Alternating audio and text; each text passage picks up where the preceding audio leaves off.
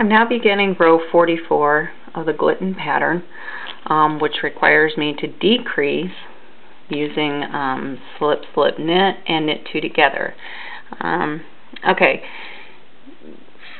first of all, if you've counted your stitches recently, you'll realize that you have 54 stitches going all the way across on both the front and the back now because of the 10 extra stitches that were increased with the thumb, which made the palm of the hand bigger.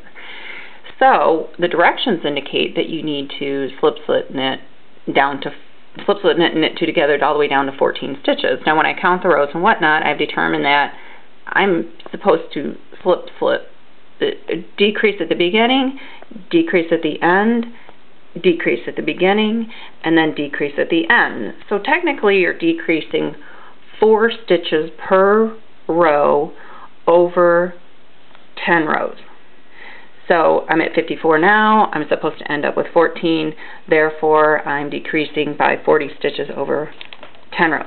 Okay, and at the same time I'm supposed to stay within the pattern.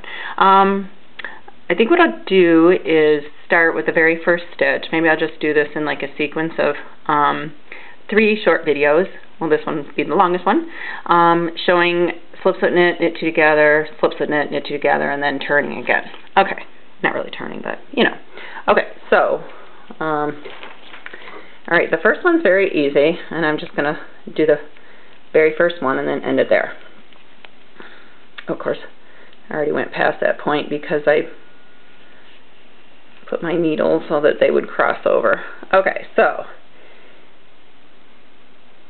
oh no, that was, yeah, yes, this is the beginning because when I look at my pattern I have this big long row of, those are yellow on my, what I'm knitting.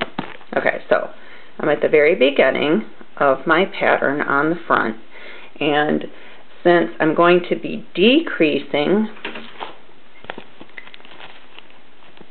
to the left, a left-hand decrease is going to be a slip, slip, knit, and I wrote it there just so I wouldn't forget. And then when I do the other side, it decreases to the right, so I'm going to use the knit two together stitch. Okay, so the very first stitch is slip, slip, knit, and I want it to, the end result to be a yellow or contrasting stitch. Okay, so how you do a slip, slip, knit is you'll insert your needle like you normally would, as if to knit, and pull it off. Then you insert your needle again, as if to knit, and pull it off. Then, with your left needle, you insert it back through the front of the 2 lips that you just pulled off that are now on the right hand needle. Now what I need to do is knit a contrasting stitch, which, as I can see by my stitch count, I had a regular stitch, then a woven stitch, now I can do a regular stitch here.